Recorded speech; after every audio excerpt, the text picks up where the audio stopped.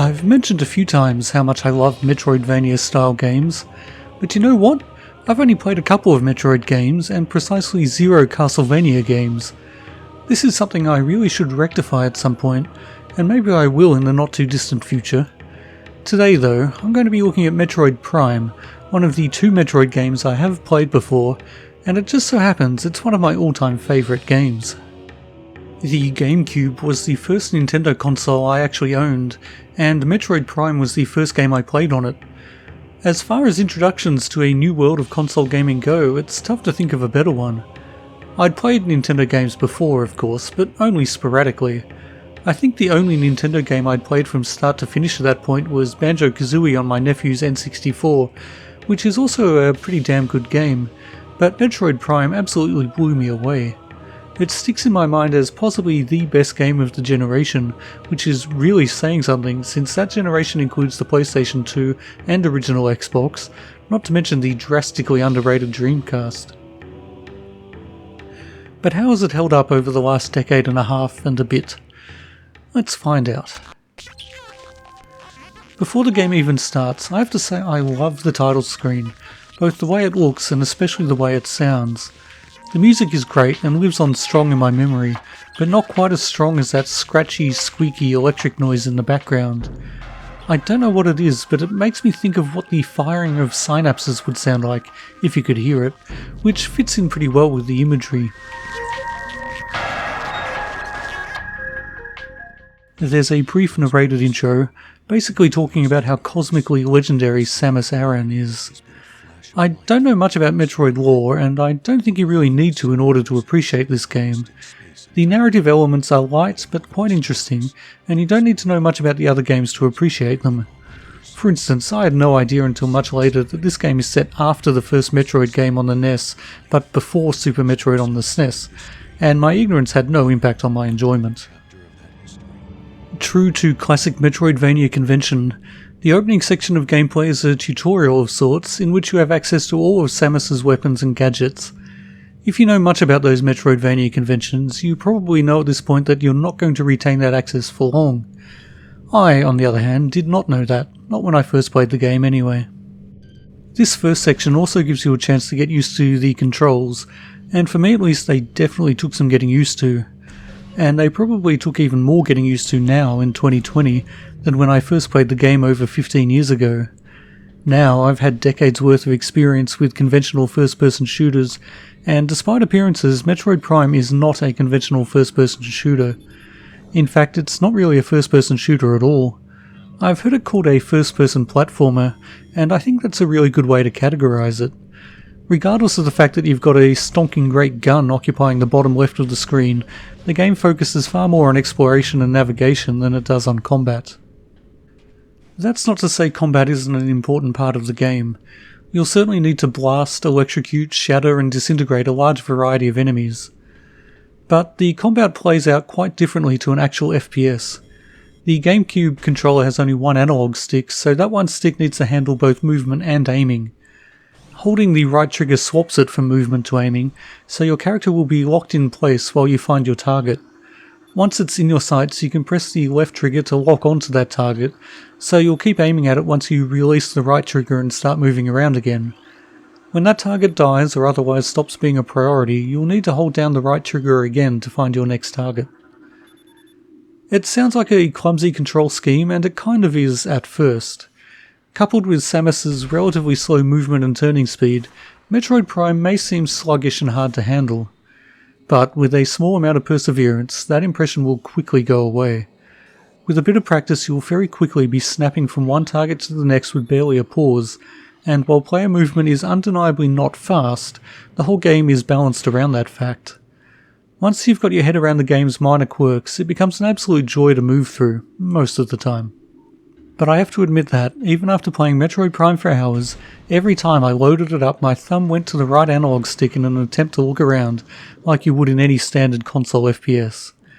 And yes, I'm using an Xbox controller to play this time around, because I'm using an emulator. But I do still have my original copy of the game at hand, so I believe it's legitimate. Also, I promise I didn't use save states or any other dubious forms of assistance in this playthrough. The fact is, I didn't need to. This is not a difficult game, and that's me saying that, so you know it must be pretty easy. Anyway, there are other key features that this opening section teaches you about. You can charge up your weapon to do more damage, and occasionally to clear away debris and other obstacles. You have missiles, which are good for taking down turrets. You can enter morph ball form and gain access to additional areas through small ducts and other hidden areas with low clearance. Then there's the scan visor, which lets you lock onto scannable objects to find out extra information about them. This is helpful for acquiring tips on how to defeat certain enemies, but its main purpose is really world building. Scanning objects and alien writing throughout the game reveals little tidbits of information and history. It's a form of narrative that works really well for this sort of game. It doesn't slow down the pace, which is already a lot less than frenetic, but there's a lot of interesting backstory there for the people who care to seek it out. The boss of this first area is simple. It's really just a test to make sure you know how to lock on and dodge, which is achieved by pressing the jump button and a direction while locked onto a target. It dies in short order, and then you're presented with a time limit to escape the exploding ship. In the course of this escape, you get your first glimpse of Ridley. Now, like I say, this was the first Metroid game I played, but even I was aware of Ridley as Samus's nemesis. Although I still tend to think of him as female, because for ages I thought his name was Ripley, which made me think of the character from the Alien movies, when I guess I should have been thinking of the director of Alien instead. Of course you manage to escape, but not before a relatively innocuous explosion disables most of Samus's abilities. No more morph ball, no more missiles, no more charging up your weapon. You'd think her gadgets would be made of sterner stuff, but hey, this is a core Metroidvania element, I can't be mad. In any case, Samus tracks Ridley to the surface of planet Talon 4, and so the game truly begins.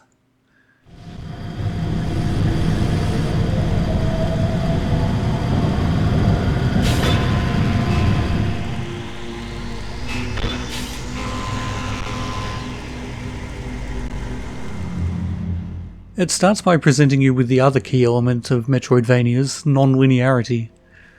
There are several ways out of this landing area. Which one should you take? And where are you trying to get to anyway? Well, the only way to find out is through exploration. And this is something that Metroid Prime does better than just about any other game. The world is designed in such a way that it reveals its secrets slowly but steadily, and lets the player know that there are always more areas and hidden depths waiting to be uncovered in the minutes and hours ahead. Almost every room you enter will contain another door you can't open yet, or a barrier you cannot yet destroy, or a power-up that sits just out of reach.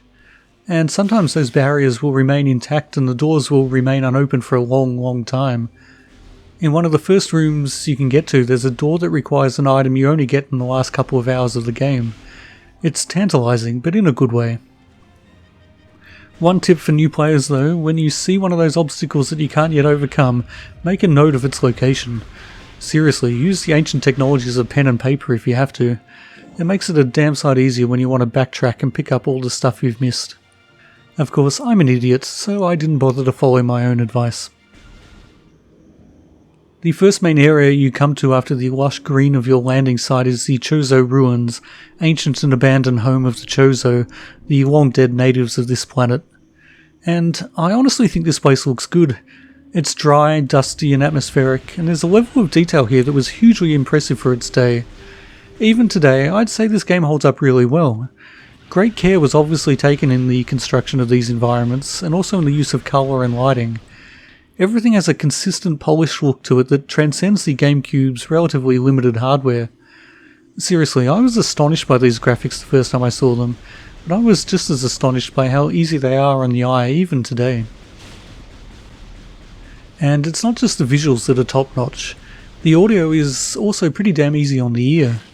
For the most part the music sits in the background, subdued and moody, only coming to the fore at moments of high action.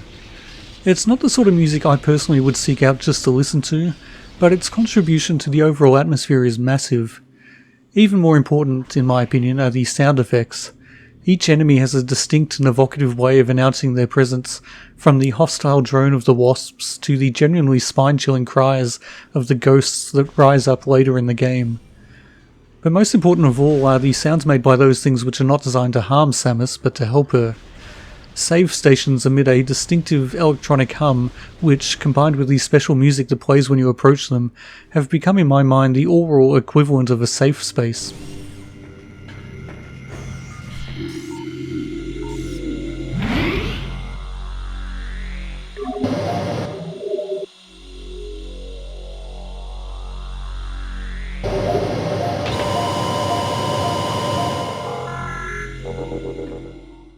This game can get rather tense at times, as the atmosphere becomes more oppressive and the world more dangerous, but that sound never fails to ease my heart rate a little. And then there's the sound you hear whenever you're close to a power-up, such as the ones that increase your health pool or the number of missiles you can carry. This sound, a soft rising purr, is something you'll hear often and it will always capture your attention.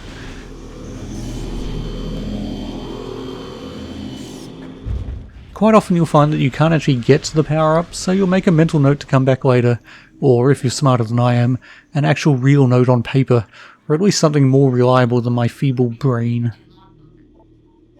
Before long you'll get to the first boss, although calling it a boss might be a bit of an overstatement. You just need to fend off circling wasps as you blast away at an ancient contraption until it gives up its treasure, which is your first major upgrade in the game, the missile launcher. Just why there was a working replacement for your missile launcher in these alien ruins is a question best left unasked. Now you can blast open certain doors that had been impassable, and also destroy some obstacles that are particularly vulnerable to explosives. And so the cycle begins in earnest.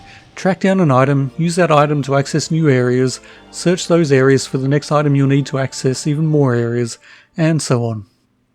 This cycle is at the core of Metroid Prime, and it's what you'll be doing for the next 10 hours or so. You've got a rather nifty map to help you in your quest. A lot of games even today struggle to present the player with a readable 3D map, but this game does a reasonably good job. You can scan, pan and rotate, making navigation quite a bit more simple. There's also a hint system, which is a somewhat more questionable inclusion. I'm not entirely sure how it works or what triggers it. Possibly it just happens if the game thinks you're wandering aimlessly, but you often get a pop-up alerting you to seismic activity or increased radiation or some such thing. When you open your map, you'll be directed to a specific room somewhere in the world, and you'll know for sure that this is where you need to head to next. I'm still undecided as to whether this is a good thing. On the one hand, it means you'll never be wandering aimlessly for too long. On the other hand, wandering aimlessly is no bad thing in a Metroidvania game, and the sense of exploration is diminished somewhat if you're being given a specific location to aim for. Ultimately, they don't have a huge impact on the gameplay. Knowing where to go is never as important as figuring out how to get there. Plus, you can actually turn them off in the options menu, which is something I didn't realise on my first playthrough. I guess the only thing I'd change is to have them turned off by default. With the missile upgrade in hand, it's only a very small journey to the next upgrade, and it's an important one, the morph ball. This not only allows you to move through small spaces, it's also a form of movement unto itself. It allows you to roll around with a good bit more agility and speed than just walking, especially once you unlock the boost upgrade later on. And then it's down this elevator to Magmore Caverns where scorching heat will kill you rather quickly. So, no, back up the elevator. Okay, so maybe it's onto the crashed frigate, where you get a look at space pirates for the first time since you landed on the planet. These ones have jetpacks, but they don't seem to want to fight you, yet. There's also a broken crate covered in a strange material known as Phazon, a substance you'll be encountering in much greater quantities later on. Apart from that though, there's no way forward here. So, okay, how about this temple just near your landing site? Here you learn about the 12 artifacts that, when brought together at this spot, will unlock the way to, well, something rather horrific that's been contained here by the Chozo. The written records are ominous but non-specific, something about a great poison. Doesn't seem like the best thing for me to be opening up, but hey, 12 items to find and collect? I'm down for that. That's a long-term goal. Even the short-term goal takes me a while, but eventually I track down the next major upgrade, the charge beam. Hey, this is good progress. I'm already well on my way to getting back all the gadgets that were damaged at the start of the game. All I need is the grapple beam. How long could that take? Well, the answer to that is quite a while. There's another quasi-boss up next, a flamethrower type thing, accompanied by a horde of angry and flammable wasps. Not too much of a challenge. With that out of the way, you can get the Morph Ball bomb upgrade. As the name suggests, this allows you to lay bombs while in Morph Ball mode, which has limited combat applications but significant navigation and mobility applications. The bombs can destroy certain obstacles, and they can also serve as a sort of jump pad, launching you a short distance into the air in Morph Ball form, thus allowing access to yet more areas. Furthermore, if you chain these bombs together with just the right timing, you can perform a double jump, allowing you to access some of the game's juiciest secrets. Eventually, after getting stuck in this room for freaking ages because I failed to realise you need to activate all of the 4 symbols without actually leaving the room, I arrive at the game's first proper boss. Like many of Nintendo's best bosses, this one has several phases, plus a trick you'll need to figure out. In this case, you need to shoot at the mirrors until they're no longer reflecting light onto the boss, whereupon it will collapse to the ground and retract the thorny vines that are protecting the tunnel leading towards the centre of the room.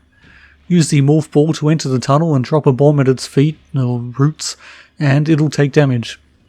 This needs to be done 4 times though, and every time you deal damage an extra mirror will become active. With all 4 active, it becomes kind of tough to deactivate them all, on account of the boss reactivating them at regular intervals.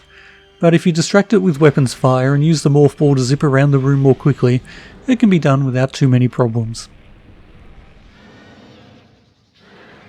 When it's dead, you get a suit upgrade that allows you to withstand areas of high heat. Hey, I know where to find them. So it's back to Magmore Caverns. It's definitely rather warm in this place. I love this condensation effect on your visor when you walk through steam. I also love the music in this area. And in a bit of game design that I particularly admire, the music serves a practical purpose. The timing for laying bombs for the morph ball double jump can be tricky, but if you synchronize it to the dry percussive beat in the music here, you'll get it every time. It's a nice touch.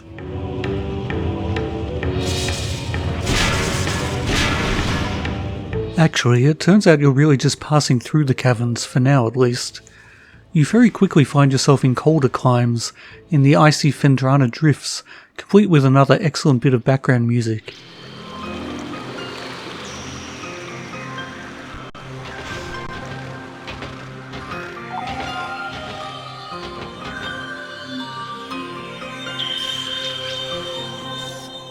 And you won't necessarily spend much time here either. The game is really opening up now, and you'll find yourself heading back and forth through all the different areas, uncovering new and unexpected pathways that link them together. For now, you just need to track down the aforementioned Morph Ball boost upgrade, which allows you to hold down the B button to charge up a burst of speed. This is good for mobility, but more importantly it allows you to use certain parts of the terrain as something similar to a skateboarder's half-pipe, rolling up and down, building momentum until you can reach previously unreachable heights.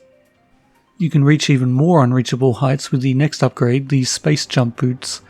This upgrade, cunningly located about 5 meters from your landing site, enables you to do a double jump, which is as useful as you might imagine in a game that's largely about jumping from one platform to another. It opens up a whole heap of newly accessible areas, so many in fact that this is where I start getting rather lost on a regular basis. But the game is well designed enough that I still didn't feel any frustration.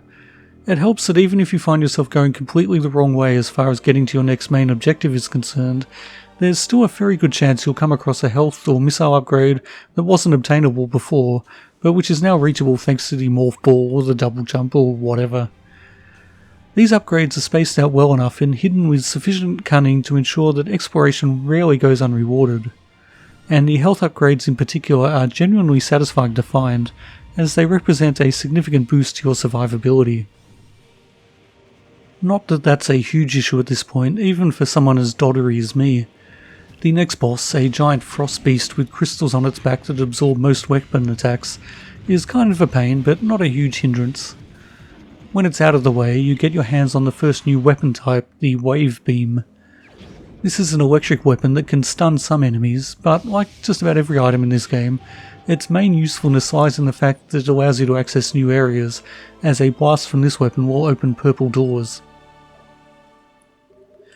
That said, the Wave Beam does also represent an upgrade to your offensive capabilities, which is timely because the space pirates are becoming more of a threat as you find yourself venturing further and further into the infrastructure they've set up on this planet. They're more agile and aggressive than any enemy you've faced up to this point, and you'll come across situations where they must be killed before the doors will unlock.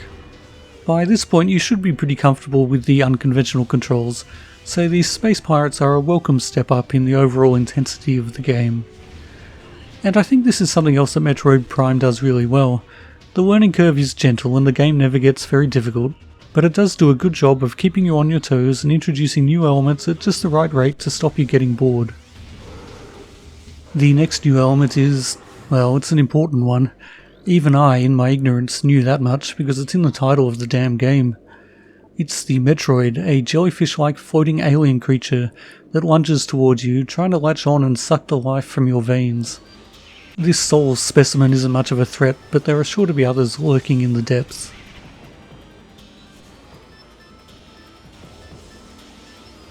Not long after that you'll acquire the next major upgrade, and this is something I had strong memories of. It's the thermal visor, which allows you to basically see in infrared. I found the visual effect of this visor really awesome when I first played the game, and it's another graphical element that I honestly think has stood the test of time. It's remarkably effective in the way that it highlights enemies, but also obscures your perception of the physical world around you, so that you're not always sure if an enemy is behind cover or out in the open. Plus, it's genuinely creepy to go into a dark room, switch to the thermal visor, and see the space pirates clinging to the ceiling like malevolent spiders, waiting to strike.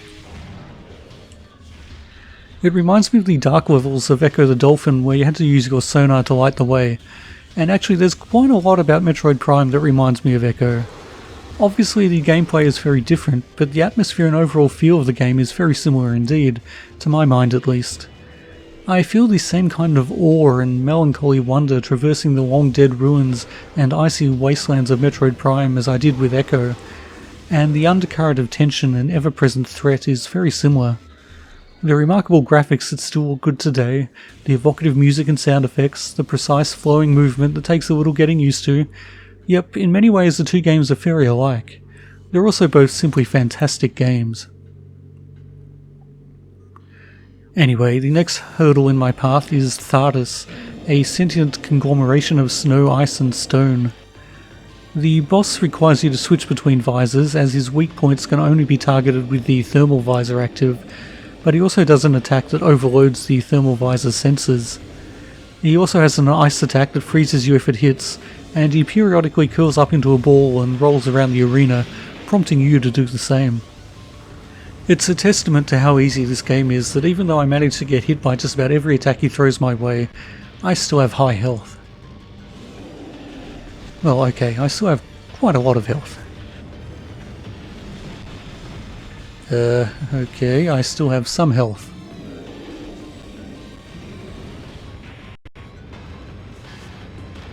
Well, there it is, my first death.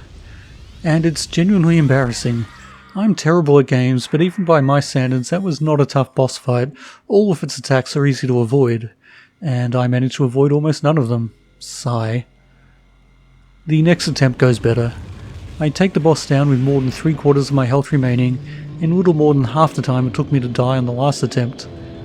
I may be old, I may be doddering, but I'm still capable of learning. Slowly. The reward for victory is the Spider Ball upgrade, which allows you to stick magnetically to certain surfaces while in morph ball form. Can you possibly use your razor sharp wits to guess what this means? Yep, a bunch of new areas are now accessible. Remember those ghosts I mentioned a while back? Time for them to make an appearance. They're the vengeful spirits of the Chozo, and they're kind of a pain, with their ability to disappear and reappear at random, and their immunity to most weapons. Speaking of weapons, you get another new one shortly thereafter. This is the Ice Beam, which is highly effective against many of the weaker enemies, as one charge burst is enough to freeze them, after which a single missile will completely shatter them. This is particularly useful against Metroids, which have a vulnerability to cold. And then, well, then I spent another chunk of time with some more aimless wandering. Not because I'm lost, honest. well, maybe a little lost. Eventually I happen upon the item I need, the gravity boots. These allow you to move more freely underwater, which really has a lot more to do with the viscosity of the water than it does with gravity, doesn't it? I guess viscosity boots just didn't sound as cool. In any case, this is a welcome upgrade, because prior to this, moving underwater has been a real annoyance. Now I can pass through the submerged sections of the crashed frigate, and I get to this place. There doesn't actually seem to be anything I can do here, so I leave. Big mistake. I really should have looked a bit harder and found the way to open the iron bars above. This opens a shortcut that would have saved me a hell of a lot of backtracking later on. Oh well, my mistake, my loss. Instead, I turn around and head directly into the Phazon Mines, the last of the major environments you'll discover. And now the space pirates are really putting up a tough defense. You start encountering enemies who, according to your scanner, have reverse engineered your weapons technology and are now using it against you. Apparently this also makes them immune to other weapons, but vulnerable to the one that they're using. What this boils down to is you now have to switch weapons to match the colour of your opponents. It doesn't end up making a huge difference, but it does give you a reason to vary your weapon usage. Another even more threatening enemy, the elite pirate, soon makes an appearance. Well, it looks more threatening, it's a lot bigger for sure, but it turns out to be a bit of a pushover. Just wait until it lowers its shield, then blast it with a super missile. Then it immediately raises its shield again, so just repeat the process. It'll be dead in seconds. Oh yeah, the super missile, I haven't mentioned that yet. Basically, all the weapon types have an upgrade that does something different. The wave beam fires a continuous stream of electricity, the ice beam fires a wide-range cone of ice, and the basic blaster fires a super missile, essentially identical to the basic missile but a lot stronger. All of these attacks use up a significant amount of your missile stockpile, and honestly I very rarely use any of them other than the super missile. And even that I mostly save for these elite pirates. There is one other special weapon of sorts, and it's the next upgrade I acquire. This is the Power Bomb, an upgrade for the morph ball that creates a large and devastatingly powerful explosion. It will obliterate just about any enemy caught in its blast, but once again its main purpose is opening up new areas, as it can also destroy the most resilient of obstacles. Now, this is the point where you could almost argue that the backtracking gets a little too much. Much as I find the game world appealing, I was starting to get a little sick of trudging back and forth through the mines, and the caverns, and Phendrana drifts, and the Chozo ruins. I'm not sure it's a real problem, and I have to admit I brought a good deal of the frustration on myself by missing that shortcut I mentioned before. But if Metroid Prime was a modern game, I suspect they might have included the ability to teleport between save points. Would that have been a good thing? I'm honestly not sure. It would have reduced some of the frustration, but the frustration isn't really all that high anyway, and something would have been lost if the ability to teleport had been introduced. It would have made the game world feel smaller, I feel. In any case, it takes me quite some time to track down the next upgrade, but it's worth the wait. This is the X-ray visor. I love the visual effect of the thermal visor, but I think this is even better. It really gives you the sense that you're seeing the world differently, that you're perceiving things that mortal eyes cannot. And this is precisely what it does. With this visor equipped, the ghosts can no longer make themselves invisible, and you can track them as they zoom around, which is pretty damn helpful. Furthermore, you can see through some walls that hide secrets, and also find secret platforms that are hidden from normal sight. There aren't many of these, but when you see one looming out of the darkness where before there was nothing, it's rather awe-inspiring. I also absolutely love the way you can see the bones in Samus's arm when she raises it to shield her face. I'm not too far off acquiring all the essential upgrades by now, and actually I'm not doing too bad with finding the inessential upgrades too. There are only 3 health upgrades left, and I've got enough missile upgrades to not have to worry too much about running out. Anyway, the next major upgrade is the grapple beam, which means Samus is finally back to where she was at the start of the game, with the added bonus of new visors and weapons. And speaking of new weapons, the penultimate essential upgrade is the plasma beam. It's the most potent weapon by far, capable of incinerating most foes in short order. Getting it is kind of a challenge though. Activating these giant machines reveals a vast network of spiderborg tracks, infested with wandering bugs that will knock you off if you touch them. But, you know, it's not that tough. Nothing in this game is. That said, after I take some more time to wander around and track down some more power-ups I missed, it's time to face a boss that did actually make me sweat a little. It didn't manage to kill me, but it definitely came close. This is the Omega Pirate, a Phazon-infused monstrosity who has been hinted at in many of the pirate logs I've come across. The boss itself wouldn't be too much of a threat, you just need to shoot its various weak points until it turns invisible and moves to a Phazon puddle to recuperate. But when it does so, a bunch of smaller pirates appear, and they really demand your attention. It doesn't help that I managed to walk into every single Phazon puddle at least a dozen times each, and while they heal the Omega Pirate, they're not quite so healthy for you. I get down to my last health bar, but I just manage to finish him off. Whereupon he falls right on top of you, covering you in Phazon. In true superhero fashion though, somehow this doesn't kill you, but instead grants you immunity from Phazon radiation. And that's the last upgrade you need. Every area in the game is now open to you, nowhere is blocked off. Well, except for the very last area, but that's what I'll be tending to next. The next step is finding all of the 12 artifacts that will open the way to the final boss. If you've been thorough, it's possible you'll already have them all, well, except for the final one, which requires the Phazon immunity you just got from the Omega Pirate and is only a couple of minutes away in any case. I haven't been thorough though, so it's time for one last trip around the world hunting down the ones I'm missing. Which isn't as hard as it might sound.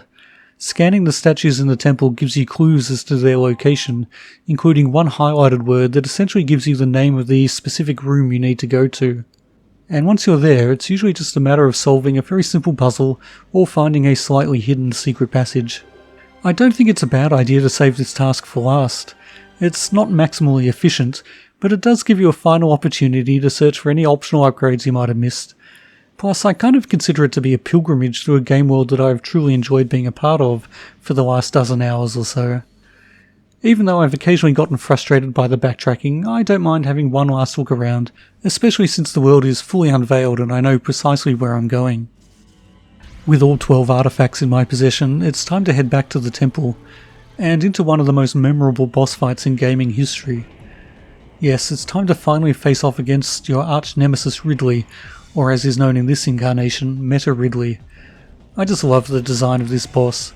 He's genuinely quite menacing, and there's a certain intensity to the way he swoops around, launching missiles and lasers, then flying into the distance only to zoom back in a ferocious bombing run. And he's even more menacing when he stomps down to Earth. All of a sudden he's right in your face, and that tooth-filled maw fills half the screen. He'll swipe at you with claws and tail, while those demonic glowing eyes pierce your soul. And yet, wow, this fight is a hell of a lot easier than I remember. I guess I was remembering how intimidating it looked rather than how easy it was to avoid taking damage.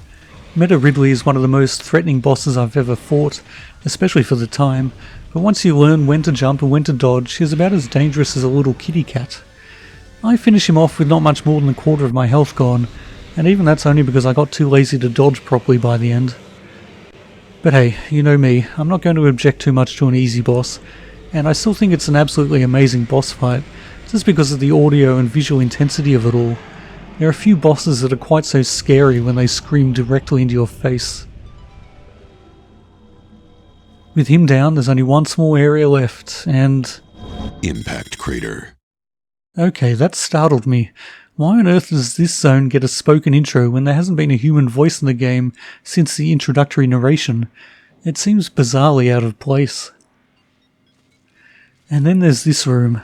They saved possibly the most annoying room in the game until right before the final boss. The Metroids here split into two when you attack them, and like the space pirates from earlier, they have random immunities to all but one of your weapons. So if you try to fight them, you end up switching back and forth, trying to target the one you can actually hurt, while the others get in your way and basically make your life painful. Plus, they seem to respawn almost as fast as you can kill them. I ended up just ignoring them and racing towards the exit, even though they're extremely good at knocking you off the small platforms you have to jump on.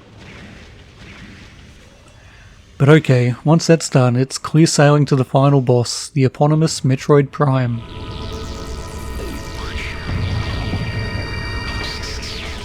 And it's not a bad final boss, but I do think it's a bit of a letdown after Meta-Ridley. It's definitely a lot harder though. It still doesn't manage to kill me, but it comes a damn sight closer. It's a multi-phase fight with two main stages. In the first stage, the boss takes the form of a giant spider, which switches colours at will, forcing you to switch to the matching weapon if you want to do any damage, which you presumably do.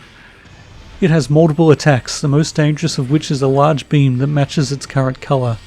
It does large amounts of damage and is relatively tricky to dodge, at least for someone with my reflexes. The boss also charges from one end of the room to the other, requiring you to activate morph ball form and use the furrows in the ground to avoid taking damage. When you've done enough damage to the boss, it jumps down to a lower level, and of course you follow. Eventually the boss starts periodically releasing floating orbs of energy that move slowly towards you. They serve as a minor distraction, but also as a source of health for you, as they occasionally drop healing orbs when they die. Only occasionally though. This first stage is relatively lengthy, but eventually you'll move on to the second stage, which doesn't last as long but is even more dangerous. The boss has cast off its spider-like armour and now flies around in its true form, which is something like a floating electric squid. You can't actually hurt it most of the time, you just need to focus on avoiding its attacks, which isn't difficult. After a little while though, it'll spawn a pool of Phazon along with a few of those irritating randomly immune Metroids, and it's those little bastards that are the biggest threat in this phase. The boss, meanwhile, randomly changes its form so that it's only visible through either the X-ray, thermal or standard battle visor. You need to go and stand in the Phazon pool, which overcharges your weapon, and now you can finally do some damage to the boss, assuming you've figured out which visor you need to be using, and that the Metroids don't knock you out of the pool. The Morph Ball's power bomb is incredibly useful here, as one blast can destroy all of the Metroids at once. Ammo is limited though, and honestly this one section of this one fight makes it totally worthwhile to hunt down the 3 power bomb ammo capacity upgrades. Bit too late to worry about that if you haven't already done it though. Unfortunately, I did. It really is fortunate actually. I suspect if I'd had only one less power bomb I wouldn't have survived. As it is though, in the end I have just enough health to ignore the Metroids and deliver the death blow. And that's it, the game is done. As it lays dying, Metroid Prime latches onto Samus and seems to absorb something that may or may not be a hint to the events of the sequel. And actually, if you get 100% of the items, you get a secret ending that's more than just a hint. I didn't do that though. Simply finishing the game also unlocks hard mode, which I haven't tried, but which I imagine people with more skill than me, i.e. almost everyone, would be grateful for. I died a total of 2 times in this playthrough, once on that ice and stone boss, and once a bit later when I got lazy and just started running past enemies rather than fighting them, and misjudged how far I had to go to make it back to a save point. So yeah, definitely not a difficult game on the first playthrough at least. That is to say, the combat isn't difficult. There is a certain amount of challenge in Metroid Prime, but it comes mainly from navigating through the world and just figuring out how to get to where you need to be. And that's the sort of challenge even I can relish, especially when the game world is as appealing, evocative and finely crafted as it is in this game. So, is Metroid Prime as good as I remember? Am I still prepared to call it possibly the best game of its generation? Well, yeah, I actually am. I'm not going to say it's the best, my opinion on that changes on a day-by-day basis, or even an hour-by-hour basis, but it's definitely up there. For me, Metroid Prime is the epitome of Nintendo products, in that it's a game which is not afraid to just be a game. Every part of it was crafted with the player in mind, and with the intention of creating a world and an experience that would be enjoyable and compelling. It's not trying to be cinematic, it's not trying to tell a deep and meaningful story. There is actually a good amount of story to be found within the game, but it's always in the background, it never impinges on the gameplay. Likewise, the environments serve the gameplay, not the other way round. Too many game designers these days seem to start with the goal of creating realistic, finely honed environments, and then work the gameplay around them. Metroid Prime did the opposite. The temples and ice flows and lava caverns were first and foremost designed to be fun and satisfying to explore. Why are there missile upgrades scattered throughout an ancient alien ruin? It doesn't matter. What matters is that they are a compelling reason to explore.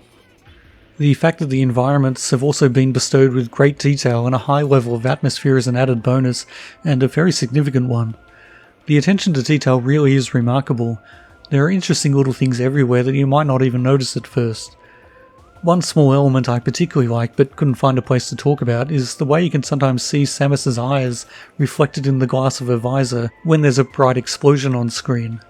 It's subtle but highly effective, to the point I was genuinely startled at times to see those ghostly, reflected eyes peering back at me. So yeah, Metroid Prime was an absolute joy to revisit, and I hope you've got just a little bit of enjoyment from watching me experience it all again. If you have, please consider liking this video or even subscribing. Stuff like that makes a huge difference to a small channel like me. Until next time though, get off my lawn.